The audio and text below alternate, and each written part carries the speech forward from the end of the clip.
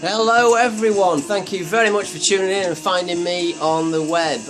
This is vrroom.co.uk or vrroom.org, I beg your pardon, the home of online motorsport. We are here today at Mazda Raceway Laguna Seca for round 10 of the GT86 Championship. It's going to be very, very exciting, this one, guys. We've got tying at the top, Spurgey on Scalebreaker. I'm very interested to see who's going to be able to take it at the end of these 3 rounds because it's very, very close. We've got a lovely warm day here, track temperature of 16 degrees, very pleasant. We're in California on the west coast of America for this one. The track is 2.24 miles long, 0.17 mile long for the longest straight, and the elevation difference due to this section here that you're viewing, which is the corkscrew, 180 feet elevation difference. So there's a hell of a lot to play for here, and it's going to be very tight and twisty. Not particularly fast circuit, but demands a lot from the driver. I'm David Higgins, going to be taking you through the entire race. Please do subscribe to the YouTube channel if you like what you're seeing, and also try to maybe sign up to the site at vrroom.org, see what it's all about, and get yourself racing here and be a part of what we do. Now, I normally do a little bit of a track guide, so today I thought I'd try to evolve things and do a track guide with a bit of a twist. So without further ado, I'll get straight on with that, just to show you what it's all about here.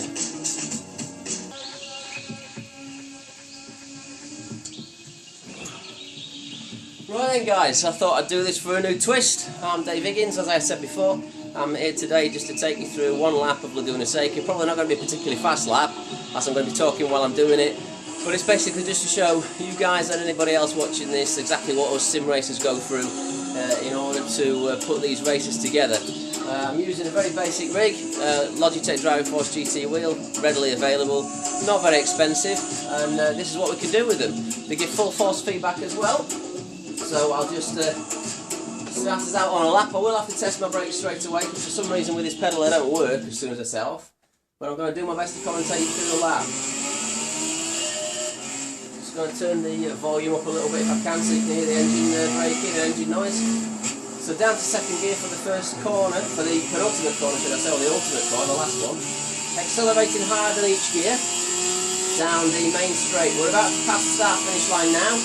That's where the little guy waves his flag, which is a nice new feature in GT6. Quite an early braking point as you flat out here for the first corner, and it's the second apex you have to make.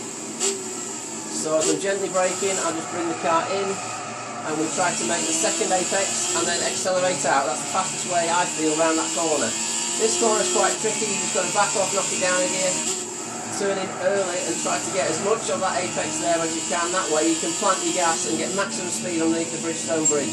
Little back off here and an early turn in. You've got to clip that apex there, but you can take that flat out. But of course, remember guys, I'm talking whilst I'm driving here, which is quite difficult to do. Under the mother's bridge, then braking down to third gear. Quite an early turn in, again trying to make the apex as best you can. That way you can get maximum drive up the long elevation now towards the corkscrew. The next corner is completely blind, so you've got to be careful when you go in here. A little knock it down a gear just for the sake of not cocking it up for live TV. And then hard on the gas now, up towards the corkscrew. Now when I brake for the corkscrew, the car's going to want to break away, so I'll go silent for a moment. Okay, quick change up to third gear there, so the car didn't break away. Accelerating hard in the GT86. Little back off the gas and turn in. Just to clip that apex, then back on the gas. Maybe knock it down a gear here. And then one swoops, miss the apex, but never mind, it's not unusual there. And then round to the last corner again. Bouncing into the rev limiter a little bit as I change down. And then hard on the gas now as we go for one flying lap there of Laguna. Not the fastest lap in the world, it's going to be, as you can see on screen, 1 minute 46 seconds, which is quite pathetic. But at the end of the day, you know, it's just to show you guys who are watching this maybe for the first time, what we do here at vrroom. So I'll just flip it round there. So, put the handbrake on. So without further ado, I'm going to press pause on this machine and get straight back to the grid walk for you, and then let's watch the exciting race.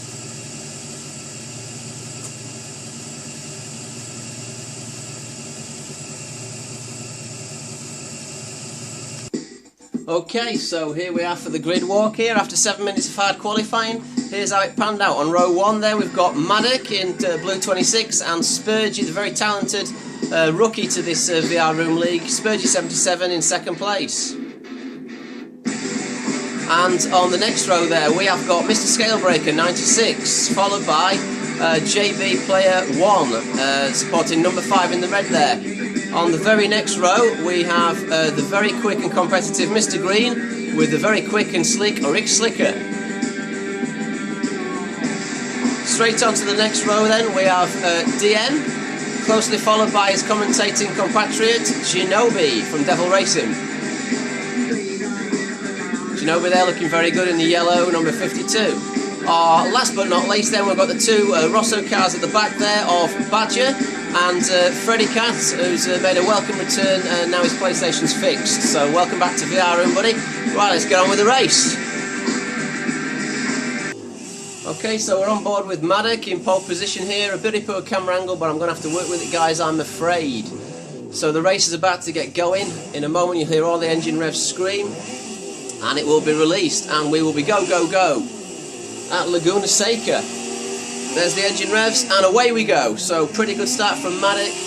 We've got Scale and Spurgy behind. Spurgy's made a good start, he's holding his position there as you can see. So it's Maddock down to the first corner from Spurgy, closely followed by Scalebreaker, who looks like he may well be planting one. To be fair, Maddock pulled out a lead already. That's quite a significantly healthy lead, to be honest with you. That's really not bad. So if we go back to Spurgy, who's in second place now, we'll see as they come underneath the Bridgestone Bridge for the first time.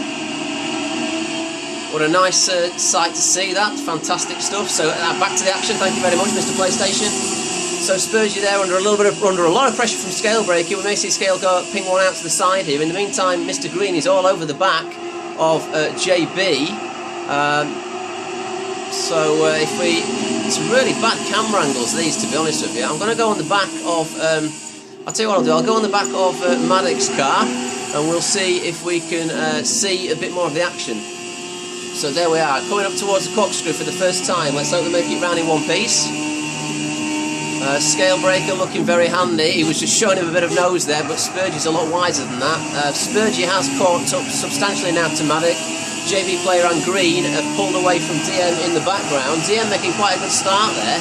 DM up into 5th place by the looks of it.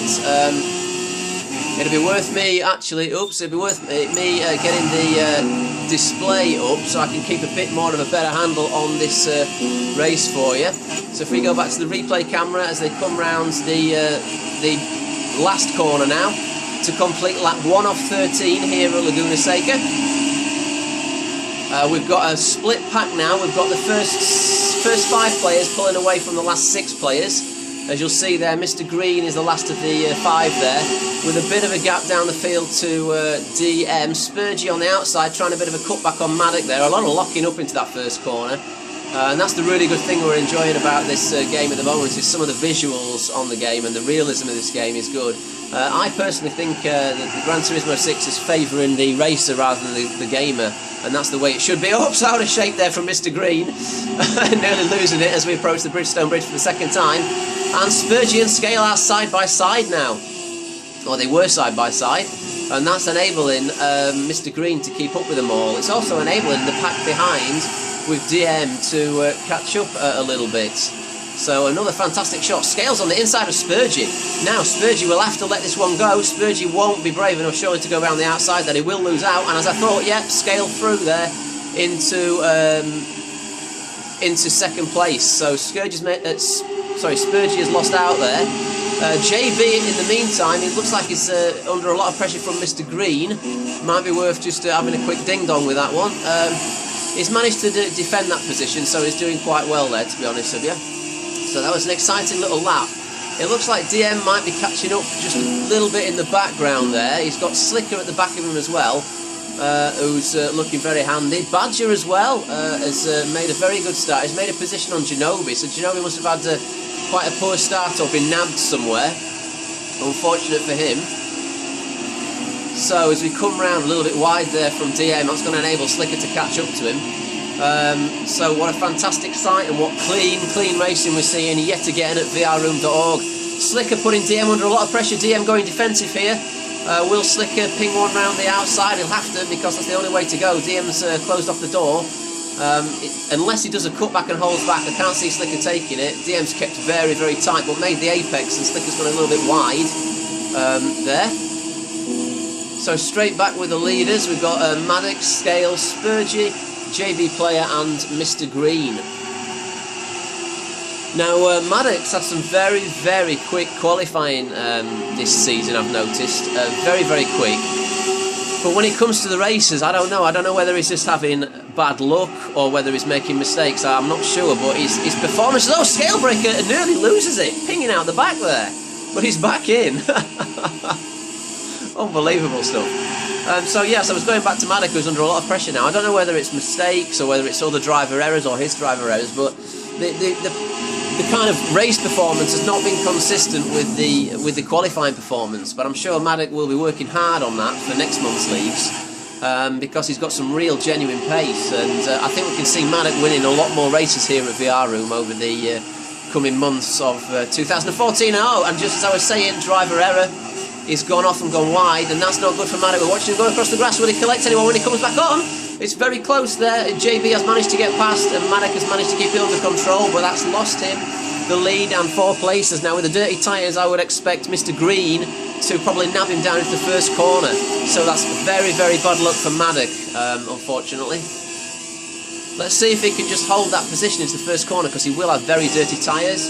The simulation's that real here, of course. If you do go off, and particularly at Laguna Seca, you get a lot of debris on your tyres, and it can take several corners to clean them up. But no, Maddox wise to that. Very good driving by Maddox. He's kept that on the straight and narrow on the tarmac where it counts.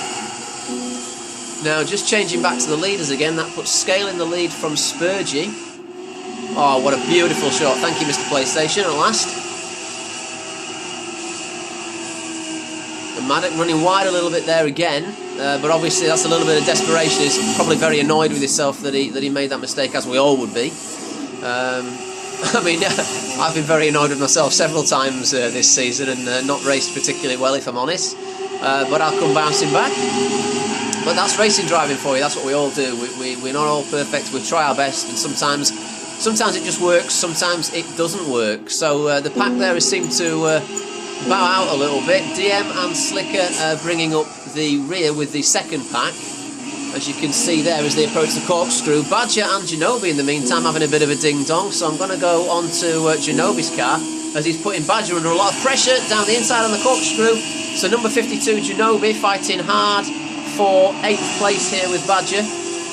Looks like Ginobili might drift a little bit wide there, but he hasn't, luckily for him.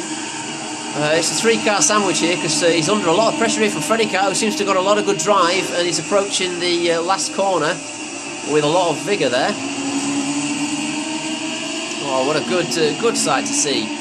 You know, you can compare this, guys, on the web to other racing sites out there, but I promise you, totally and faithfully, this is the number one. This is the best racing you will get. As you can see, how clean and fair everybody races. We race with full damage here at VR Room. Oh, and meantime, Ginobili's gone on the inside of Badger, and he's nabbed him. Very good overtake. There's no way Badger will defend from that one. Will he be able to defend from his teammate in the background? But Badger has defended from it. He's stayed on the outside, and he's got the drive, crucially, for the next right-hand corner, but Freddie's there as well. Will Badger yield for Freddie? No, Freddie's nabbed him. Oh, so terrible news for Ginobili. What was a very, very good move there from Ginobili turned out to be a disaster, because he drifted a little bit wide. Badger was able to hold it on the outside, and that's lost Ginobili all 3 spots, really. That's very, very unfortunate, but that's racing. Going back to what I was saying about VR Room, we race with full damage and fully marshalled rooms. We have all correct procedures and rules, just like in the real world of motorsport, and we also have flag system. So it is as close as you can get to the real thing without doing the real thing, I'm sure you'll agree. And it brings unbelievably good racing and the best players on GT6. So it's a privilege to be a part of. So we're on lap 5 off 13. Let's get back with the leaders, see what's happening up there. So Scale break. Oh, Spurgey, just as I clip back, Spurgey's nabbed Scale. Scale sticking around the outside though, which will give him the inside line to the last corner. JB in the meantime is still on them. So one of the team principals, JB at Rosso Racing, doing a very, very tidy job indeed.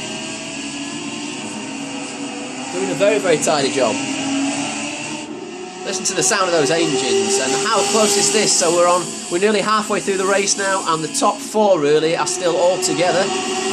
So anyone can win the race. All it will take is a little bit of a mistake from Spurgey and Scale. JB will be through. Maddock will be back in the lead. A lot of locking up there. Now, while these 3 guys are battling, you'll notice Maddock is taking full advantage and starting to catch up in the background. Spurgey again rubbing the back of Scalebreaker. I bet they're doing a blistering pace, to be honest with you, so it's probably time to look at those live timings. I know you can't quite see them on screen, so I apologise, but the fastest lap is Mr. Scalebreaker with a 1:42.167. And there are 4 players or 4 drivers in the top 4 times of the 1:42. Everybody else, may I add, is doing 1:43s. So there's just over a second covers the entire field, and only 10 seconds down to last place to Ginobili. So what an incredible pace. We've got a purple second sector there, just been put in by Spurgey, but the purple lap, the fastest lap, is still with Scale. Fantastic, fantastic stuff. Now, we need to go back to the full view. So there's the top 3 battling. We've got Scalebreaker from Spurgey, from JB, from Maddock in the background there. Now, has Maddock dropped off? Where's Maddock? Where's Maddock? Where's Maddock? Hang on. You have to excuse me, guys. Maddock has dropped back. He must have had maybe a little bit of an off, a little bit of a wide. Now, is that putting Maddock under threat from Mr. Green and DM in the background? Well, no, as you can see, we're on the back of that car now, and it's not putting him under any pressure at all. So, although it's a bit of a mistake, he's still sitting pretty in 4th, and you'll pick up some really good points for being in 4th place. Now, in the meantime, I'm going to get on board with DM, because DM, as we can see here, is in 5th place. So, quite a good little jostle for position there. DM started in 7th, so he's made up 2 places here.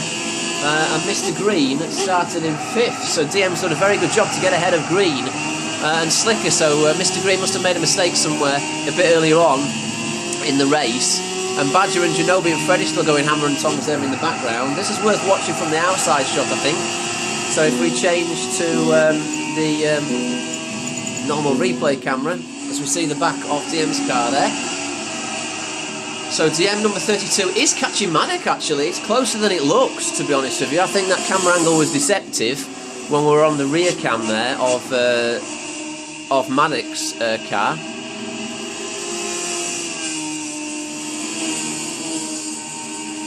So yeah, as they approach now on lap 7 of 13 up to the corkscrew again, it's DM battling hard and under a lot of pressure from Mr. Green.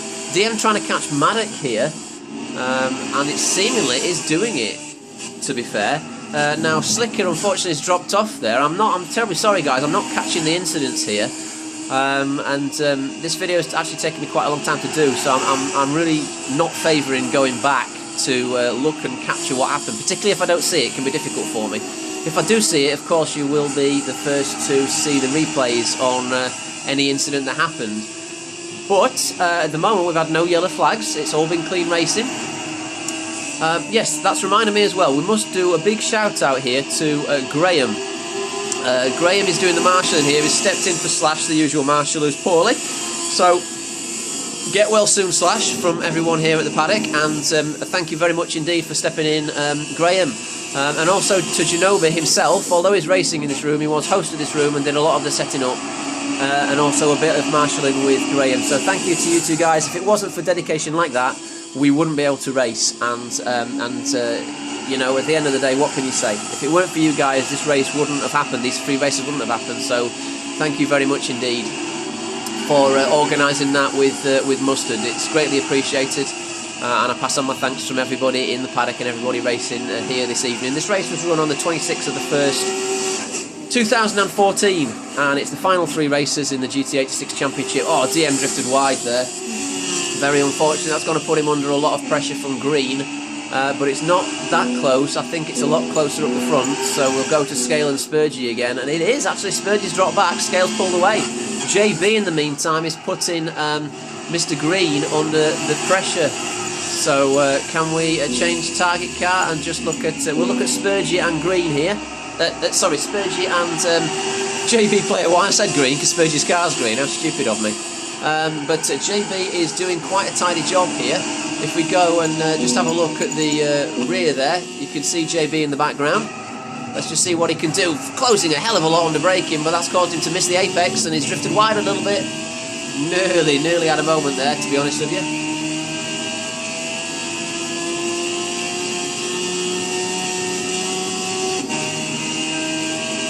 So that's Spurgeon putting in a 1:42.6 there, I believe, on that last lap. So still a very blisteringly fast pace.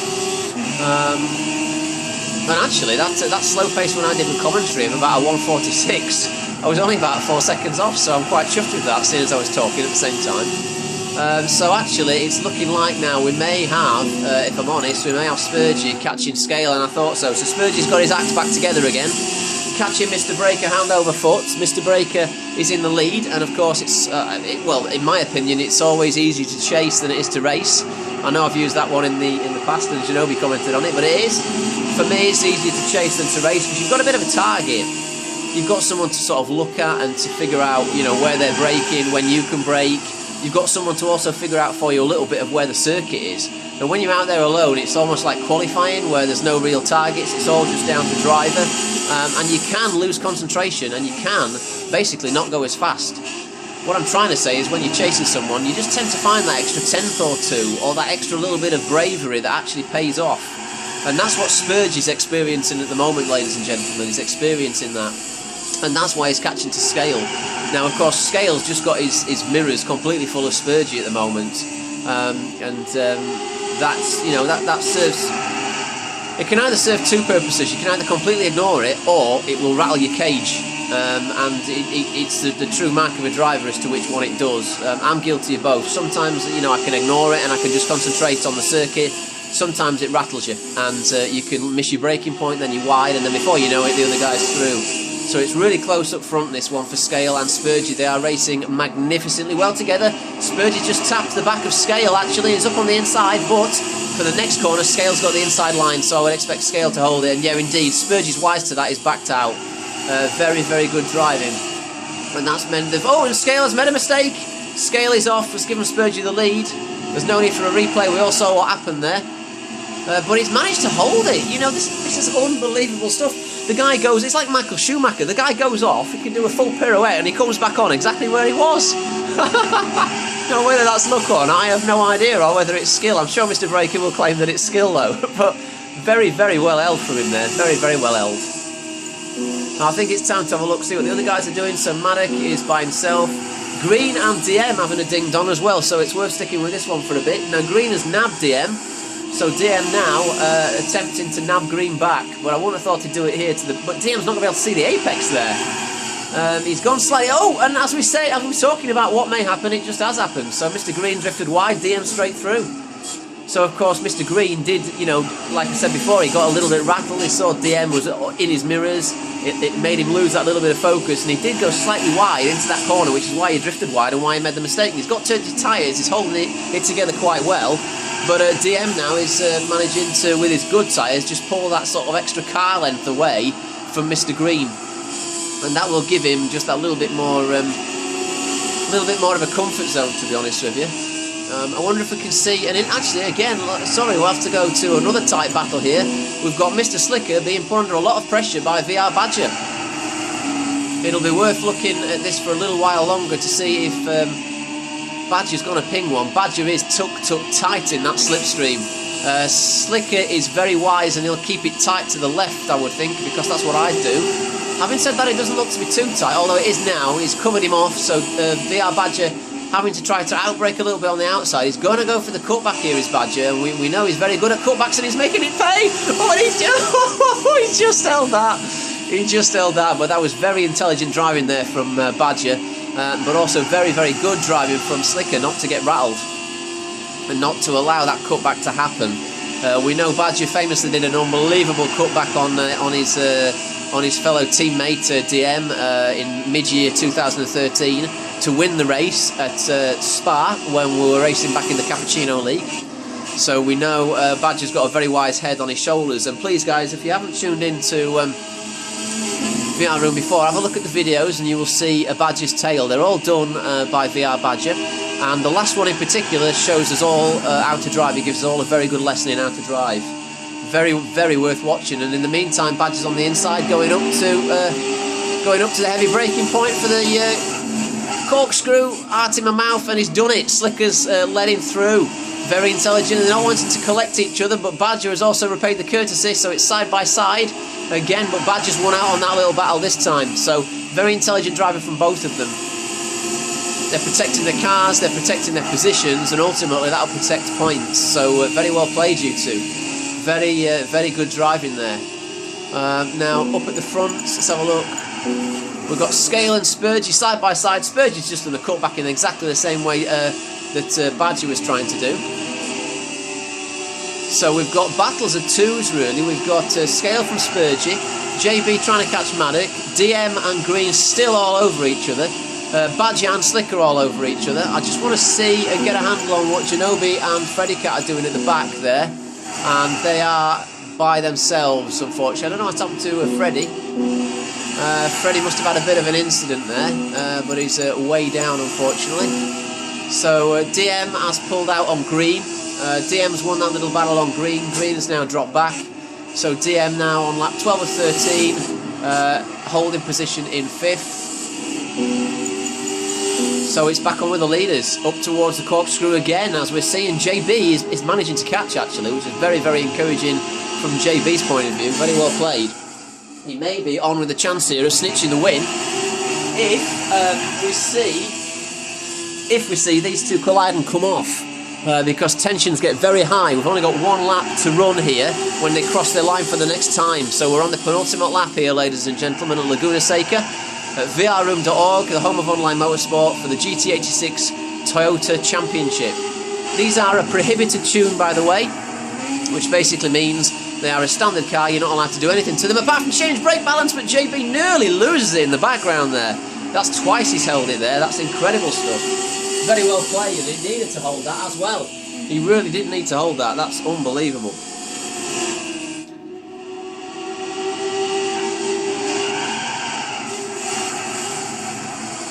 So on the last lap, Spurgey from Scale.